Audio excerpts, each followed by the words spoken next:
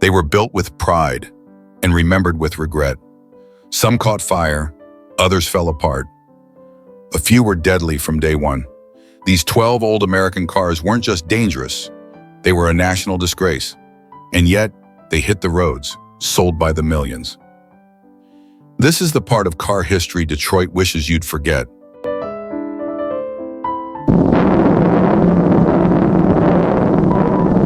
The 1984 Pontiac Fiero is a textbook case of what happens when revolutionary design collides with corner-cutting execution. Conceived as a bold experiment by General Motors, a compact, affordable, mid-engined American sports car, it had all the potential in the world to become an icon. Its name, Fiero, which means proud or fierce in Italian, reflected Pontiac's ambition. But what rolled off the assembly line in those first model years was not a fierce little Ferrari fighter. It was, in many cases, a mobile fire hazard. The early Fiero quickly earned its ominous nickname, the Molotov Coupe. From a design standpoint, the Fiero was ahead of its time. It was the first mid-engine production car ever sold by an American automaker, boasting futuristic plastic body panels, excellent weight distribution, and head-turning styling for a car under $10,000. To the average buyer in 1984, it looked like a scaled-down exotic, something daring, sporty, and a complete departure from the bloated sedans and boxy compacts of the era. But under the skin, that promise of innovation was betrayed by years of bureaucratic interference, tight budget restrictions, and a rush to get it into showrooms. The core of the problem lay in its powertrain. IGM, under pressure to cut costs, stuffed the Fiero with an anemic 2.5-liter Iron Duke four-cylinder engine, a reliable but uninspiring unit originally designed for fuel economy in front-wheel drive economy cars. But in the Fiero, it was forced into a mid-engine configuration that it wasn't originally built for, and that's where the nightmare began. The engine was prone to oil leaks and poor cooling due to cramped packaging and insufficient airflow. Combine that with subpar connecting rods that could snap under stress, and the result was catastrophic. Oil could easily leak onto the hot exhaust manifold, and when it did, well, you had the makings of a car fire just a few feet behind your head. It wasn't just anecdotal, it became epidemic. Fires began to break out in the first wave of 1984 Fieros, at gas stations, on driveways, and most terrifyingly, while driving. Over 135,000 vehicles were recalled due to engine fire risks, a staggering number considering that Pontiac only sold around 370,000 Fieros in total over 5 years. For many, the Fiero became synonymous with spontaneous combustion. Mechanics began to joke that the safest way to drive one was with a fire extinguisher strapped into the passenger seat. One former owner famously said, "You'd start it, drive a mile, and watch it burn." It was no exaggeration. And fire wasn't the only flaw. The Fiero's suspension was cobbled together from existing GM parts bins, front-end pieces from the Chevette, rear suspension borrowed from the Citation. The result was less than confidence-inspiring. The early models suffered from vague steering, weak control arms that were prone to failure, and dangerous snap-over steer if pushed too hard. Despite its sleek body and mid-engine layout, the Fiero was no corner carver. Many drivers were lulled into a false sense of security by its sporty looks, only to discover that it didn't have the reflexes to match. Braking performance was also lackluster, with a spongy pedal feel and long stopping distances, hardly ideal in a car already known for unpredictable behavior under duress. And then there was the build quality. Poorly fitted interior trim, rattling panels, unreliable gauges, and plastic body parts that warped or faded prematurely. It all contributed to the feeling that the Fiero was more of a prototype than a fully finished production car. Yet the most tragic thing about the Fiero is that it could have been brilliant. Engineers at Pontiac had originally intended it to be a legitimate two-seater sports car with independent suspension, a lightweight aluminum engine, and a focus on performance. But GM leadership saw it differently. A commuter car in disguise. The engineers were ordered to scale back their vision, reuse parts, and focus on efficiency, not thrills. What could have been a true American rival to the Toyota MR2 or even entry-level European sports cars instead became a compromised mishmash that satisfied nobody. The sad irony is that by the time GM finally started getting things right in 1986 and 1987, with improved suspension, better brakes, and a V6 engine option, the damage was already done. The Fiero's reputation had been torched, literally and figuratively. Sales plummeted, and by 1988, the plug was pulled. That final year's models, particularly the GT with its refined suspension and 2.8-liter V6, were excellent cars. Too little, too late. The public had lost faith, and dealers had grown tired of dealing with warranty issues and flaming headlines. Today, the Fiero has something of a cult following. Enthusiasts swap in V8 engines, retrofit modern suspension, and cherish it as a quirky slice of GM history. But for the average American who bought one new in 1984, the 1967-1971 Lincoln Continental with suicide doors remains one of the most visually striking and culturally iconic American luxury cars of its time. It looked like a rolling monument to mid-century design, sleek, formal, and imposing. With its slab-sided body, broad grille, and minimalist ornamentation, it was the kind of car a head of state would ride in, or at least a CEO trying to look like one. But beneath the gravitas and elegance lurked a danger so bizarre it bordered on dark comedy: the infamous rear-hinged suicide doors, a design flourish that earned the car its more sinister nickname, the reverse guillotine. Now, in terms of style and presence, those rear-hinged back doors were unmatched. They gave the Lincoln an air of class and opulence, especially when all four doors opened outward like a grand palace entrance. For chauffeur-driven passengers or tuxedoed executives, the layout made a lot of sense, until the laws of physics in 1970s American road conditions got involved. These doors weren't just hinged at the rear, they were practically daring to fling themselves open under the wrong conditions. If a latch wore out, was improperly shut, or failed mid-drive, which was disturbingly common, it didn't just result in a door flying open with dramatic flair. It could yank unsuspecting rear-seat passengers halfway out of the car at 60 miles per hour. Seatbelts were either optional or not worn, especially in the rear seats during that era, meaning that a casual ride could turn into an accidental ejection sequence with the slightest bump or gust of wind. One owner put it bluntly: it was elegant until it tried to eject your family on the highway. And that wasn't even an exaggeration. There were documented reports of doors popping open mid-turn, especially if they hadn't been slammed shut like a bank vault. At best, the door would flap open in traffic, scaring the life out of everyone on board. At worst, it would act like a parachute and try to drag the passenger out with it. Side impact safety? Forget it. Those suicide doors were a structural compromise from the start. There was no B-pillar, a central support between the front and rear doors, which meant that in the event of a side collision, there was no real barrier between the passengers and whatever came smashing through the doors. The doors themselves weren't reinforced, and since they opened opposite the direction of travel, a strong enough side impact could shear them off completely. This made the car an architectural masterpiece and a structural liability. Still, people bought them in droves. Why?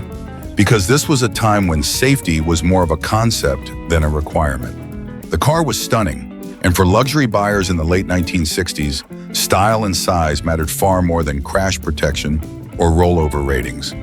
The Lincoln Continental stood for American affluence and confidence. Presidents rode in them. So did movie stars. But the rear doors, no matter how glamorous, had this nasty tendency to act like trapdoors to the pavement.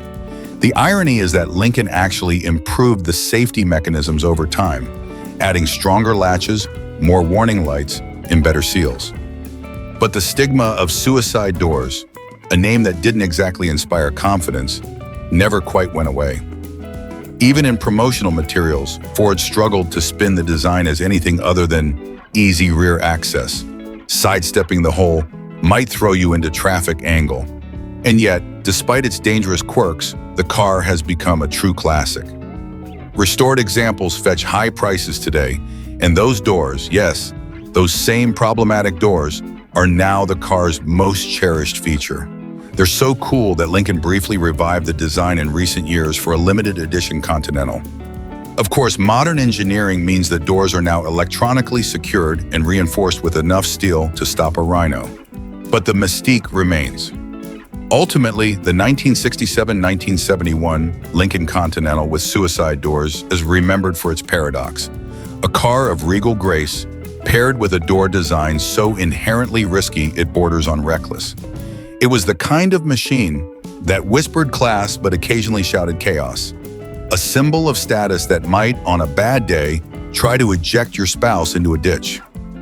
Beautiful, bold, and just a little bit homicidal, the reverse guillotine truly lived up to its name. The 1980 to 1985 Cadillac Seville diesel is a cautionary tale in chrome, a gleaming luxury sedan that promised elegance and economy, but instead delivered a smokescreen of false hope and black soot. Dubbed the smoke machine, this version of the Seville stands as one of the most spectacular mechanical miscalculations in General Motors history, a rolling example of what happens when you take a gasoline engine block, slap a diesel head on top, and send it out into the world like nothing could possibly go wrong. Spoiler alert, everything went wrong. On paper, it all seemed so forward-thinking. Gasoline prices were soaring after the oil crises of the 1970s, and GM wanted to show it could adapt. Why not offer Cadillac buyers a refined, fuel-efficient diesel option? It sounded great in the boardroom. Unfortunately, instead of designing a diesel engine from the ground up, like Mercedes-Benz and Peugeot had done, GM took a gasoline Oldsmobile 350 small block V8, altered the cylinder heads, and hoped the increased compression wouldn't tear the entire motor to pieces. Spoiler alert number 2, it did. The problems began almost immediately. These diesel Sevilles were slow, and not just a little behind in traffic, slow. We're talking about merging onto the highway at the pace of tectonic plates. With a whopping 105 horsepower and a lawnmower's sense of urgency, acceleration was more like a suggestion. One owner put it perfectly. You didn't pass anyone in a diesel Seville, but plenty of people passed you while it broke down. And break down it did, spectacularly. The diesel block couldn't handle the stress. Head gaskets blew with depressing regularity. Fuel injectors clogged, crankshafts cracked, glow plugs failed, and then came the infamous crankcase pressure buildup, which often led to oil leaks so severe that owners described their garages as looking like a Superfund site. Oh, and if you were lucky enough to get the thing started on a cold morning, assuming the battery didn't die trying, you'd be treated to a dense, choking cloud of black smoke so thick it could blot out the sun. Hence, the smoke machine. Worst of all was the stalling, often in traffic, sometimes mid-turn, occasionally on the freeway. Imagine piloting a luxury barge through a busy intersection and having it just die. No warning, no cough, just silence as the lights go out and your car becomes a 1,000-pound roadblock. Steering? Gone. Brakes? Questionable. Dignity? Long gone. Many owners quickly developed the reflexes of a fighter pilot, yanking the column shifter into neutral and praying the starter would catch before someone rear-ended them into next week. And then there were the vibrations. Diesel engines are naturally more violent than gasoline ones, but in the Seville, it felt like the entire car was being massaged by an angry earthquake. Inside the cabin, ostensibly a place of Cadillac-caliber comfort, you'd feel every piston's protest through the floorboards, the dash, and your spine. Combine that with electrical gremlins, thin sheet metal, and early 80s GM build quality, and you got a vehicle that shook, rattled, and occasionally burst into tears. GM knew they had a problem, but instead of pulling the plug, they doubled down. Service bulletins poured into dealerships like confessions from a haunted house. Mechanics despised working on them. Many owners dumped them within a year. Cadillac's luxury image took a nosedive, particularly among buyers who'd been lured by the promise of European-style diesel thrift and instead got a smoke-belching, engine-blowing embarrassment. And yet, like so many missteps from the malaise era, the diesel Seville has a strange legacy today. It's become a symbol of the 1980s American car industry's overconfidence and under-engineering, a monument to ambition outpacing ability. It tried to be a refined, innovative Cadillac for a changing world, and instead became a punchline parked on the side of the road, hood up, exhaust billowing into the sunset. If you owned one and survived, you earned the right to complain forever. If you never did, you dodged a very smoky, very expensive bullet. Either way, the 1980-1985 Cadillac Seville diesel is best remembered not as a car, but as a mobile lesson in why shortcuts never work, especially when they blow head gaskets. The 1973-1976 Ford Mustang II is often remembered not with reverence, but with a kind of wincing disbelief. An automotive punchline whose existence still leaves Mustang loyalists shaking their heads. Nicknamed the Pinto in disguise, this second-generation Mustang didn't just stray from the original's pony car promise. It galloped straight into an identity crisis, dragging along the ghosts of poor engineering decisions, choked performance, and awkward styling that tried to please everyone and impress no one. Born out of the chaos of the 1973 oil crisis and new federal emissions and safety regulations, the Mustang II was Ford's answer to a world that no longer wanted gas-guzzling muscle cars. But instead of designing a smaller, lighter Mustang with some innovative punch, Ford took a shortcut. They based it on the Pinto. Yes, that Pinto, the same economy car that became infamous for its fire-prone fuel tank design. The idea of a Mustang sharing its DNA with the Pinto was enough to cause generational whiplash. It was as if the great American performance icon had gone to summer camp and come back a cautious accountant. Ford's marketing spun the Mustang II as a stylish, efficient, European-inspired ride for the new era.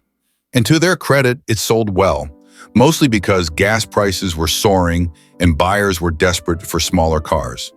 But the reality under the skin was far less inspiring. The Mustang II was overweight for its size, underpowered to the point of parody, and handled like a shopping cart with loose wheels. The base four-cylinder engine barely managed 88 horsepower, and even the optional V6 struggled to motivate the Mustang's bloated shell.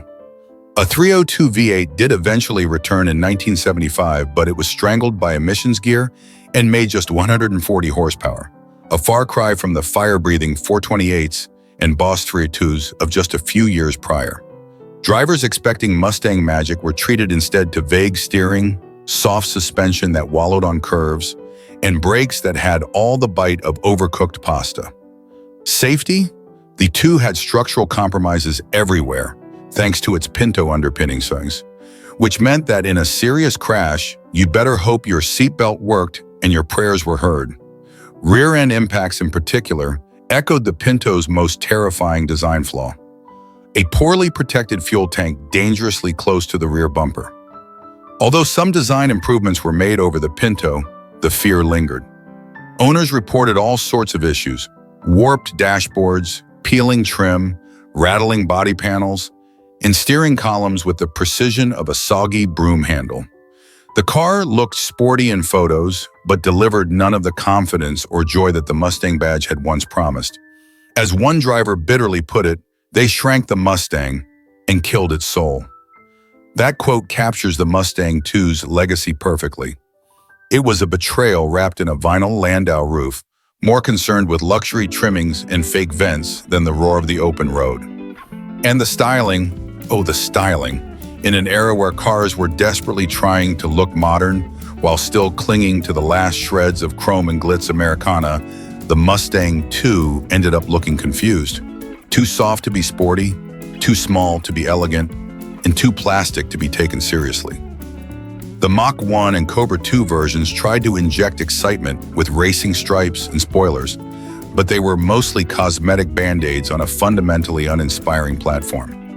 To its credit, the Mustang II did keep the Mustang name alive through one of the worst periods in automotive history. It was fuel efficient, easy to park, and it offered the kind of creature comforts that buyers suddenly craved in the mid-70s. Air conditioning, plush seats, and fancy trim packages galore. But for enthusiasts, it felt like a betrayal. The Mustang had started as a bold, youthful statement of freedom and performance. The Mustang II was a cautious compromise, built for fuel economy and insurance tables, not for speed or the spirit. Today, the Mustang II occupies a strange space in automotive history. It's both a survivor and a scapegoat, a symbol of the compromises forced upon automakers in an era of regulation and recession. It was a Mustang in badge only, a Pinto in platform, performance, and in many ways purpose. It lacked the guts, glory, and soul of its predecessors, and while time has softened some of the criticism, it remains one of the most controversial Mustangs ever built. If you see one today, lovingly restored by a brave soul with a deep sense of irony or perhaps a deep well of nostalgia, give it a nod. The Mustang II may not have earned your respect, but it earned its place in the survival story of American muscle, if only as a cautionary tale wrapped in vinyl, chrome, and Pinto bones. The 1959 Chevrolet Impala is often remembered as a beacon of 1950s automotive excess, a chrome-plated symbol of post-war optimism, bold design, and American flamboyance. With its sweeping tail fins, massive front grille, and miles of shiny chrome, it was a car that commanded attention. The 1959 model in particular was the peak of the tailfin era, a design choice that seemed to defy all logic, yet became a cultural touchstone. The Impala's dramatic rear fins made it the king of the road in the eyes of many, but behind the stunning exterior, the car was anything but regal in terms of safety and handling. And that stark contrast has led it to earn the nickname, the Winged Wreck. On paper, the '59 Impala was the epitome of American automotive grandeur. With a cavernous interior, it could comfortably seat 6, boasting plush, sofa-like seats, a dashboard that was a visual masterpiece, and a road presence like no other car of its time. But beneath that glamorous facade, the car's performance and safety were far more akin to a vintage soda fountain, stylistically nostalgic, but no match for modern expectations. The tail fins that defined the Impala's look were undeniably eye-catching, but they served no practical purpose. The car's rear end, despite its visual allure, was far too heavy, creating balance issues that contributed to problematic handling. At high speeds, the car would float and sway like a boat. Drivers could feel the Impala's weight shift and become unstable, particularly in turns, and the lack of a solid suspension setup meant it could be hazardous to push this beauty too far. But perhaps the most troubling flaw lay in the Impala's structural integrity, or rather the lack of it. Early models of the '59 Impala were notoriously prone to rust, and the build quality was questionable even for a time when cars were still seen as relatively disposable. While the Impala was designed to look luxurious, its underpinnings weren't designed to last, and over time, structural failures became common. The most chilling safety issue with the 1959 Impala, however, was its lack of basic crash protection. The thin, fragile steering columns in the car would collapse in a collision, impaling drivers and passengers with terrifying regularity. There was no crumple zone, no airbags, nothing to absorb the impact of a crash except the body and bones of the occupants. In a head-on collision, the dashboard itself could become a weapon, as the soft padding of the time offered minimal protection from blunt force. This lack of foresight in terms of safety features became one of the most glaring flaws in a car that was supposed to be a flagship model of American engineering and luxury. And then there were the brakes. The Impala's braking system was woefully underpowered for a car of its size and weight. Early braking systems in the '59 Impala were prone to fade quickly under heavy use, especially in stop-and-go city driving. Imagine taking a car that could top out at over 100 mph and then finding that when you needed to stop, you couldn't count on the brakes to hold up. For a car that was marketed as a symbol of American power and prestige, this lack of reliability was a cruel irony. The braking performance simply didn't match the car's capabilities, creating a dangerous combination of performance and inadequacy. In short, the 1959 Chevrolet Impala was one of the most beautiful cars ever made. But beauty can be deceiving. While the tail fins may have made it an icon, the truth behind its engineering shortcomings became a well-hidden secret. Drivers were often unaware of the potential dangers until they found themselves behind the wheel in a tight turn, or worse yet, in an emergency stop. As one owner reflected, one crash and the dashboard became a weapon. This statement perfectly encapsulates the dangerous allure of the 1959 Impala. On the outside, it was a symbol of Americana, a statement of style, success, and swagger. But on the inside, it was a car that lacked the engineering to back up its beauty. It was a time capsule of 1950s design excess, but it came with a deadly price. Today, the 1959 Chevrolet Impala still draws crowds at car shows and collector events. And while it is revered for its beauty and cultural significance, it's important to remember that beneath its gleaming exterior was a car that was a lot more dangerous than it appeared. Those dramatic tail fins may have made it iconic, but they also hid a host of automotive flaws that made the Impala a winged wreck rather than a true classic of automotive engineering. The 1965 to 1969 Buick Riviera, especially in its first iteration with the innovative clamshell headlights, is remembered as one of the most daringly designed American luxury cars of its era. The Riviera was known for its cutting-edge style, drawing attention with its long, sleek body lines and distinctive front end. However, beneath its stylish exterior and promise of high-tech features, the car harbored some serious engineering flaws that made it a blinding gamble for those who dared to drive it after dark. The defining feature of the 1965 to 1969 Riviera was undoubtedly its clamshell headlights. These headlights, which were housed in retractable pods, would open and close at the touch of a button, a futuristic feature that promised to bring the Riviera into the space age. At least, that was the plan. In practice, the clamshell headlights often turn into more of a nightmare than a novelty. The mechanism behind the retractable pods was notoriously unreliable, and the electrical systems that powered them were prone to malfunction. Many Riviera owners would find themselves staring at a blank, headlightless front end while driving, as the clamshells refused to open, leaving them blind in the dark. It's not hard to see why this became a serious issue. Imagine cruising down the road in a heavy luxury coupe only to have your headlights fail in the middle of the night. The Riviera's forward-thinking design was rendered all but useless when the retractable headlamps wouldn't function as they were intended. It wasn't just a small inconvenience, it was a potential hazard. Drivers, already used to the oversized frame and heavy body of the Riviera, found themselves driving in near-complete darkness, with no reliable way to see the road ahead. As one owner put it, great until night fell, and then you were driving blind. And that, in a nutshell, encapsulated the danger of the Riviera's flashy feature. Style over substance. The electrical problems didn't stop at the headlights either. Many owners also reported that the system would work intermittently, often requiring a frustrating process of resetting or fiddling with switches to get the headlights to open or close again. The constant fear that the headlights would fail at the worst possible moment added unnecessary stress to the driving experience. But the Riviera's troubles weren't confined to its quirky headlights. As a large luxury coupe, it weighed in heavy, with a frame that was more about smooth cruising than agility or braking performance. With a weighty design and heavy components, the Riviera's braking system struggled under pressure. Its braking distances were much longer than those of other cars in its class, which posed a significant danger when trying to stop in an emergency situation. On top of that, the Riviera's steering was often described as vague and unresponsive, further compounding the difficulty of handling the car in tight or unpredictable driving conditions. The combination of the unreliable headlights and poor braking performance made the Riviera more of a gamble than a reliable luxury car.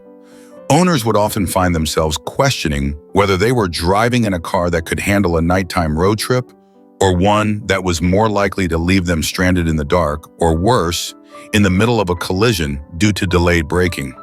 And with electrical systems that could fail with little warning, it wasn't just the headlights that were problematic.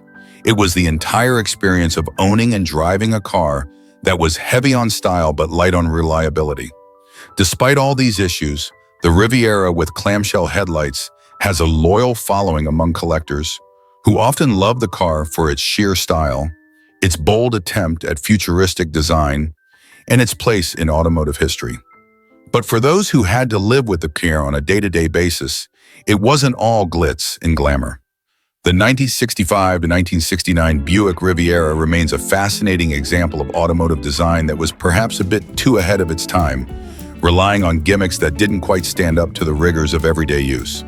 It was a stunning example of how looks could deceive, and in this case, a brilliant display of innovation turned into a blinding gamble for many drivers who found themselves in the dark, quite literally. The 1974-1977 AMC Gremlin, often derisively referred to as the American joke, is perhaps one of the most baffling and misguided attempts at creating a car in American automotive history. Born from the design philosophy of American Motors Corporation, AMC, the Gremlin was essentially a truncated version of the AMC Hornet, aimed at offering a compact, affordable option to the masses. The idea itself wasn't entirely bad. Build a small, inexpensive car that could compete in the growing market for fuel-efficient vehicles in the 1970s. However, AMC's execution of the Gremlin left much to be desired, resulting in one of the most poorly received, clumsy, and dangerous cars ever to hit the road. To start, the design of the Gremlin was an utter failure in terms of both aesthetics and functionality. While the car was undeniably compact, it also looked like it had been hastily thrown together, as if designed during a lunch break by someone who was just eager to get back to their coffee. The rear of the car was lopped off unceremoniously, and the result was a rear end that looked completely out of place, making the car appear awkwardly proportioned. The body's design was reminiscent of a rushed prototype, lacking the sleekness or cohesion of other vehicles in the same class. Rather than having the fun, quirky charm that some small cars like the Mini or Fiat 500 achieved, the Gremlin's design seemed almost like a joke, and it became the subject of mockery from automotive enthusiasts and consumers alike. As one driver put it, it looked like it was designed during a lunch break, and drove like it too. But it wasn't just the exterior design that left so much to be desired.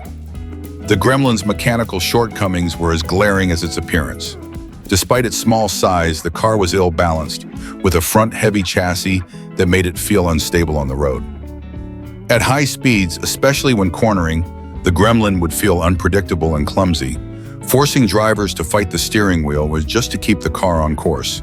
The handling, which should have been one of the highlights of a small, compact car, was instead a frustrating chore. The lack of proper suspension tuning, combined with a vague and overly light steering system, made every drive feel like a gamble. Drivers would have to brace themselves for sudden, unanticipated shifts in direction, and some reported that the car felt like it was going to flip over at any moment. In terms of safety, the Gremlin was a rolling death trap. While small cars were often more vulnerable in collisions due to their lack of size and weight, the Gremlin took this to another level. The car had virtually no crash safety features, and in the event of a crash, its flimsy body would collapse like a paper cup. It lacked basic safety features that were becoming standard in many other cars by the mid-1970s, such as crumple zones, reinforced door beams, and modern seatbelts.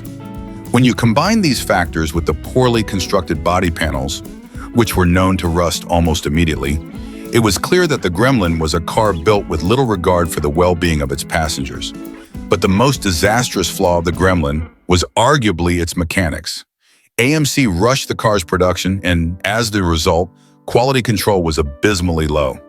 The engines were prone to failure, the suspension was flimsy, and the brakes, which were already insufficient for a car of the Gremlin's size and weight, would often fail under heavy use.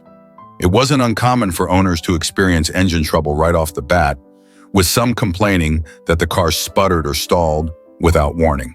The engine, which was a basic four-cylinder, lacked the power necessary to give the car adequate acceleration or speed, further adding to its already frustrating driving experience. For all of its awkward proportions and lackluster performance, the Gremlin's lack of reliability only compounded its terrible reputation. Rust, unfortunately, was another major problem for the Gremlin. Despite being a relatively new car, it quickly developed significant corrosion, especially in the wheel wells and undercarriage. Rust would spread rapidly and, in many cases, lead to structural issues that made the car unsafe to drive. Given that the Gremlin was already prone to mechanical failures, this only added to its already precarious state, often leading owners to scrap their vehicles long before they had gotten their money's worth. It's worth noting that while the Gremlin was marketed as an affordable and practical vehicle, the reality was that it was neither. The car's low price tag didn't translate to a good value for money.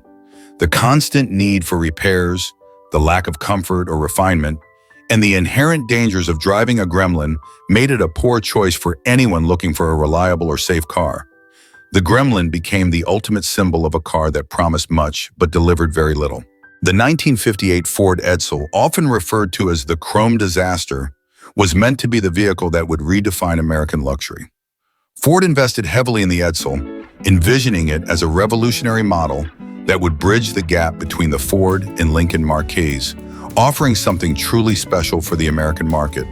What followed, however, was one of the most disastrous car launches in automotive history, marking the Edsel as one of the most infamous failures Ford has ever seen. From the start, the Edsel's design was divisive and to many downright bizarre.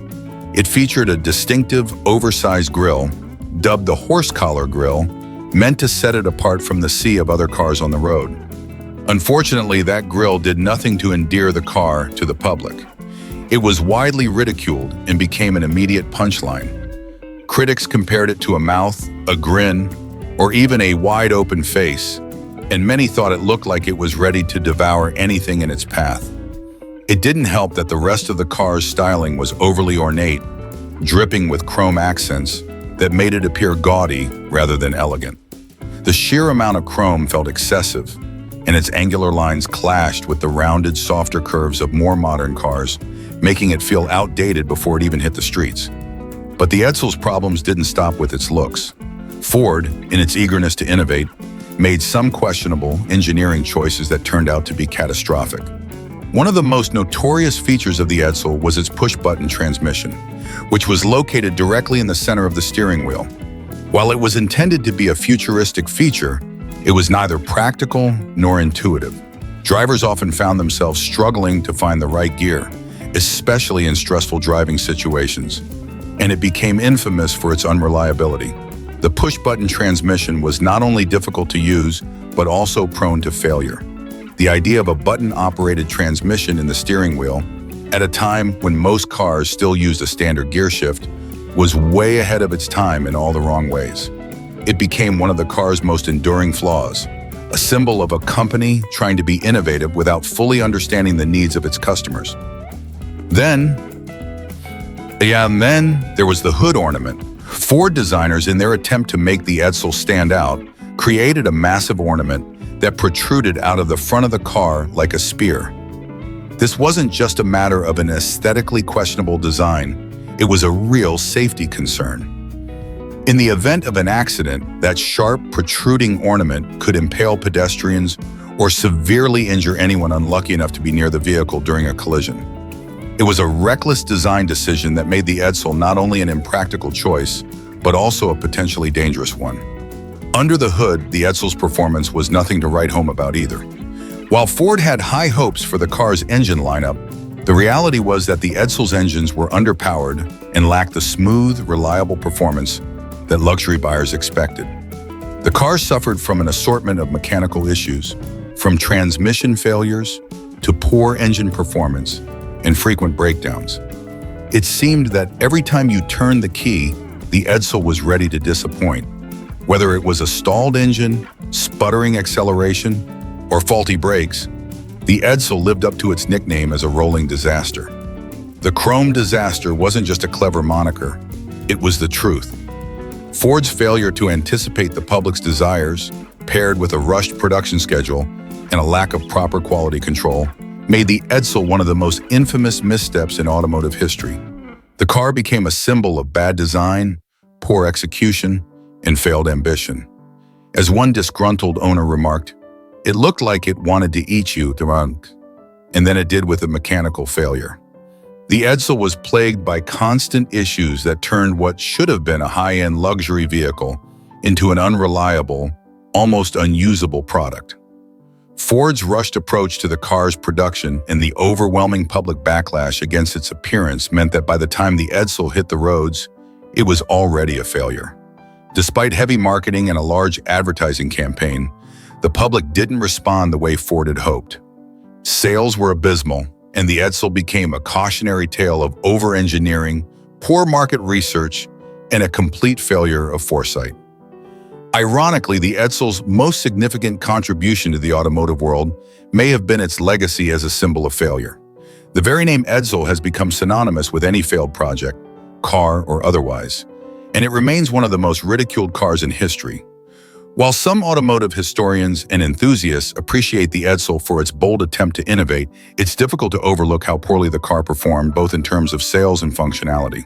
The 1976-1980 Dodge Aspen and Plymouth Volare, often referred to as the recall twins, were supposed to be Chrysler's answer to the growing demand for compact cars in the wake of the oil crises and the American public's shift towards smaller, more fuel-efficient vehicles.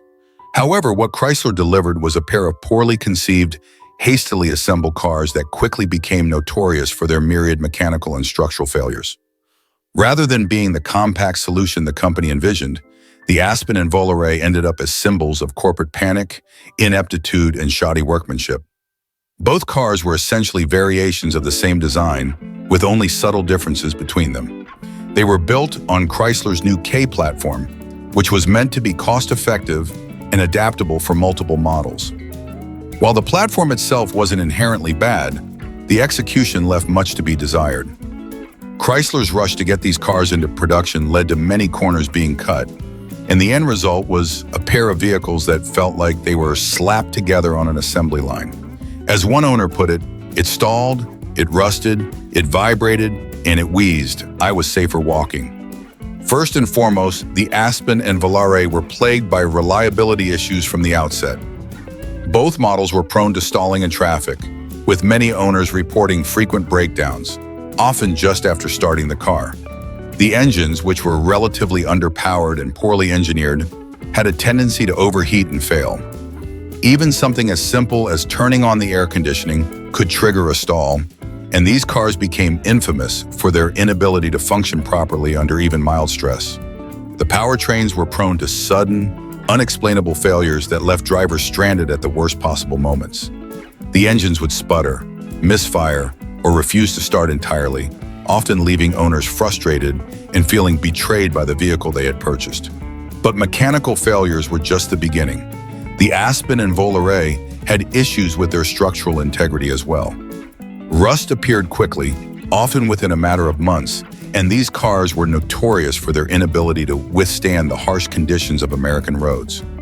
The undercarriage, body panels, and even the bumpers would corrode rapidly, leading to unsightly damage that couldn't be easily repaired. In addition to the rust, there were numerous reports of the bumpers falling off, sometimes even during normal driving. This created not only a cosmetic issue, but also a safety concern, as drivers and passengers were left vulnerable to injury in the event of an accident. The car's poor build quality was further compounded by a lack of attention to detail, resulting in doors that wouldn't latch properly, trim that fell off, and loose fittings that rattled and vibrated incessantly. Many owners reported a near constant feeling of unease while driving these cars, as they seemed to fall apart piece by piece as the miles piled up. As if the mechanical failures and rust weren't enough, the Aspen and Volare also had braking problems that were downright dangerous. The brakes on these cars would often fail unpredictably, sometimes with little warning. In certain cases, the brake pedal would go to the floor with minimal resistance, and drivers found themselves desperately pumping the pedal to stop the car.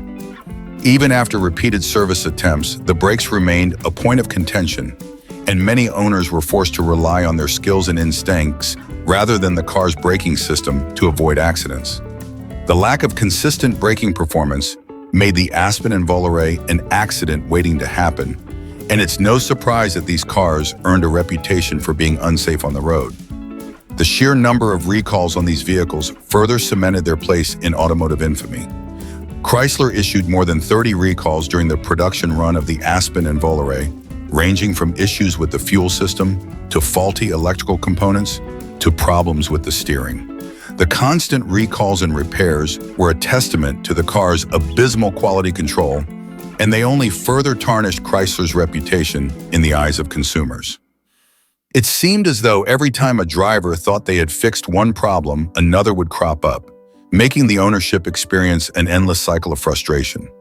Despite the many flaws, Chrysler attempted to market these cars as affordable, practical alternatives to the more established compacts of the time.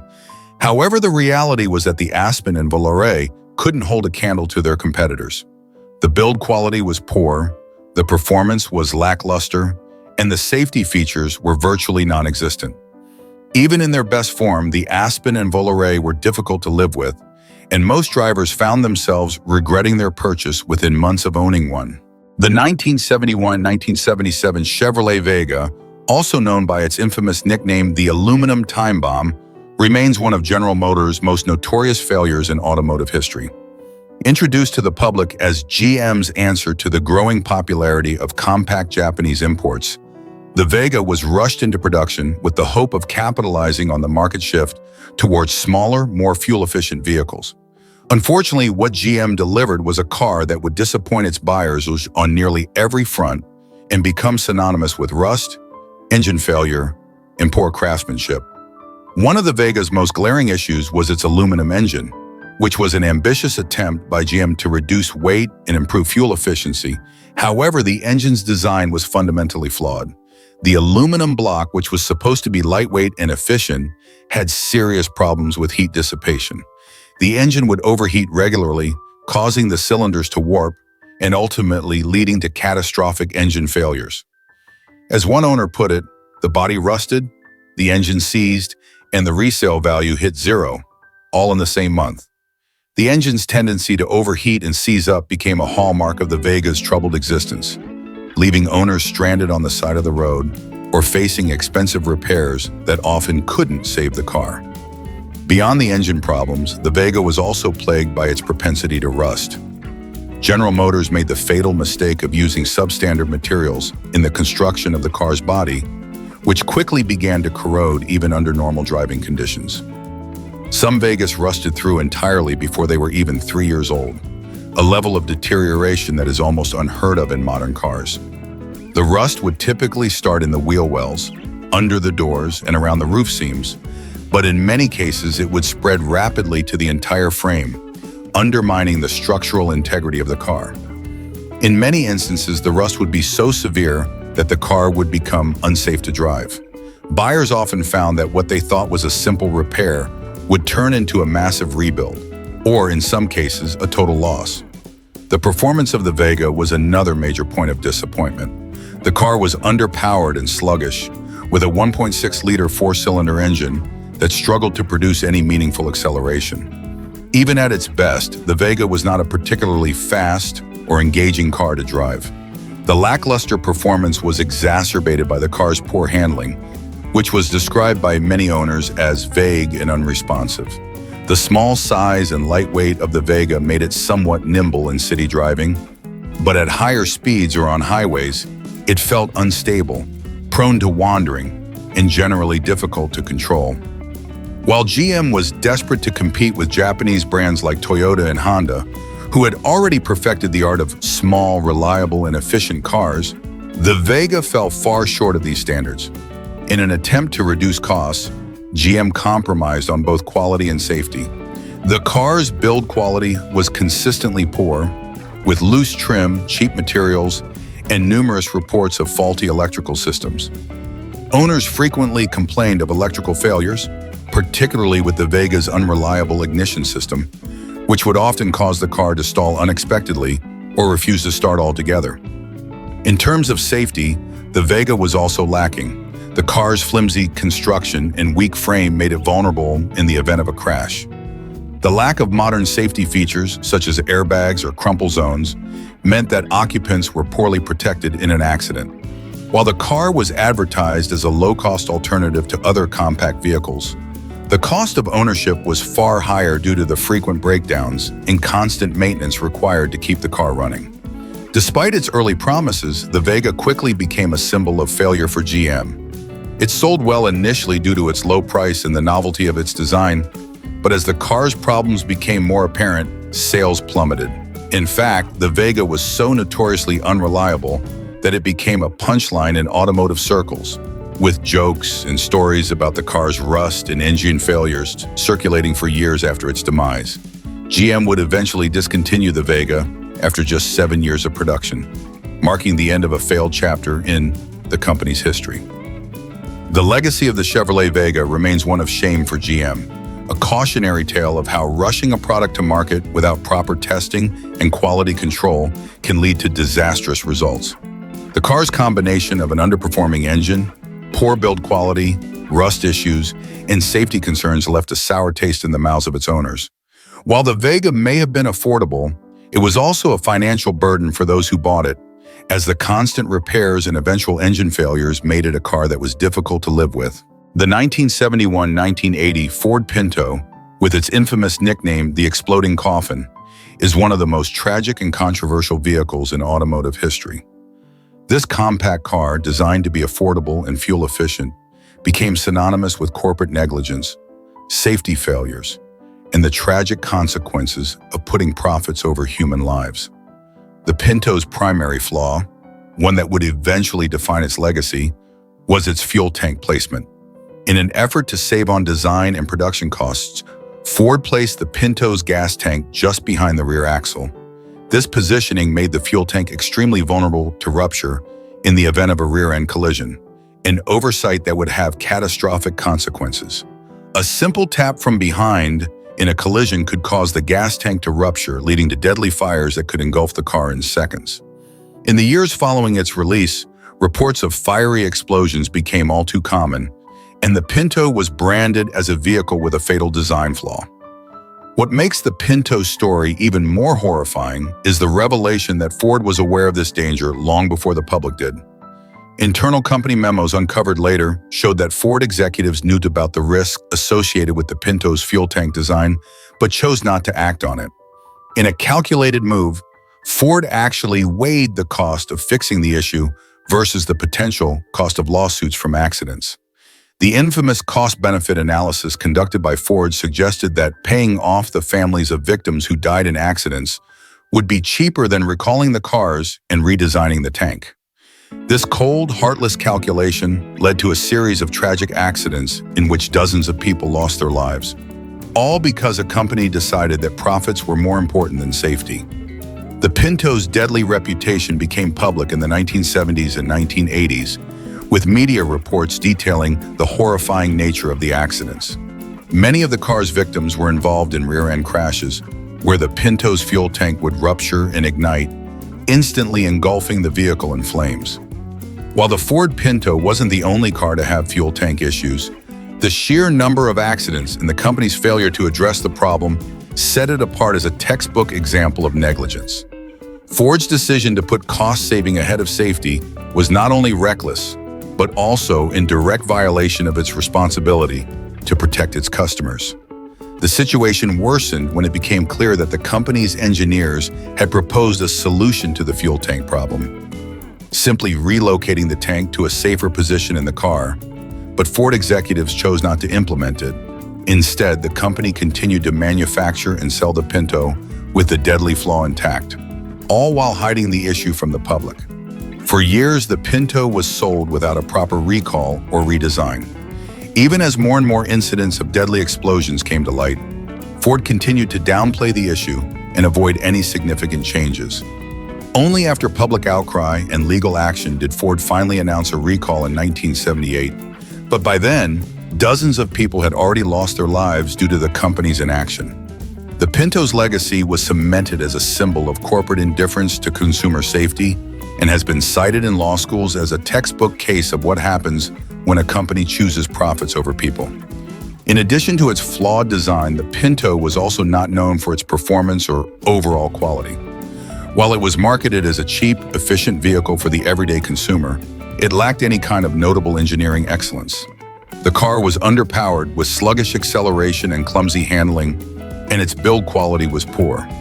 With the death toll mounting and the public growing increasingly aware of the Pinto's faults, the car was doomed to be remembered more for its tragic legacy than for any kind of automotive achievement.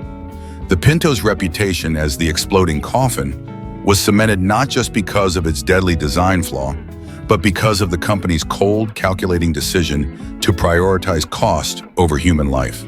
This corporate negligence led to legal repercussions, and Ford eventually faced numerous lawsuits and government investigations. The Pinto disaster was one of the catalysts for stronger automotive safety regulations and, the introduction of stricter crash standards in the 1980s.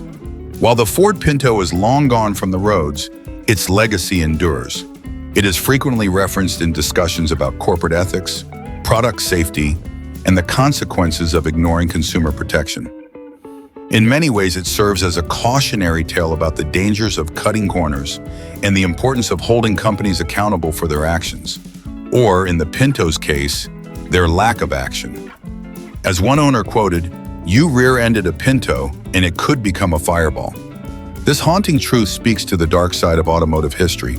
The 1960 and 1963 Chevrolet Corvair, often referred to as the Widowmaker, holds a dark place in automotive history, earning a reputation for being dangerously unstable and prone to fatal accidents.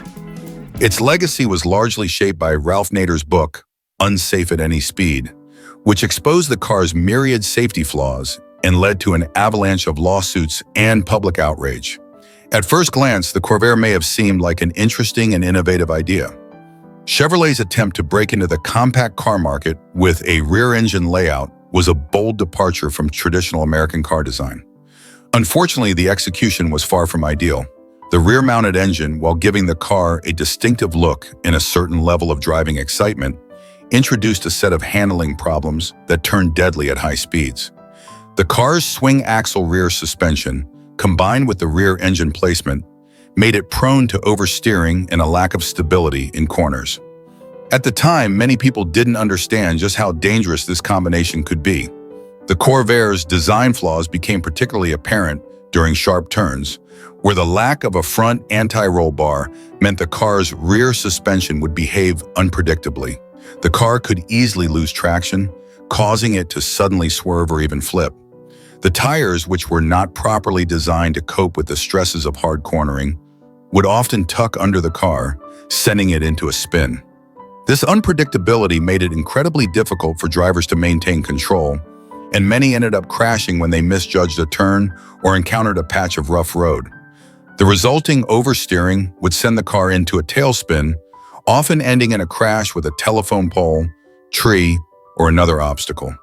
The Corvair's handling quirks were not just theoretical. They resulted in countless real-world accidents, many of which were fatal.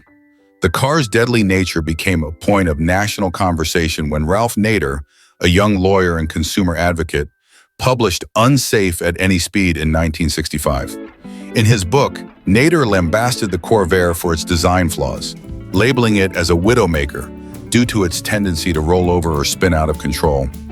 His work brought the issues with the Corvair to the attention of the public and, more importantly, the U.S. government. Nader's book and his ensuing campaign forced Chevrolet into damage control. Multiple lawsuits were filed against the company, with families of victims seeking justice for the deaths caused by the Corvair's instability.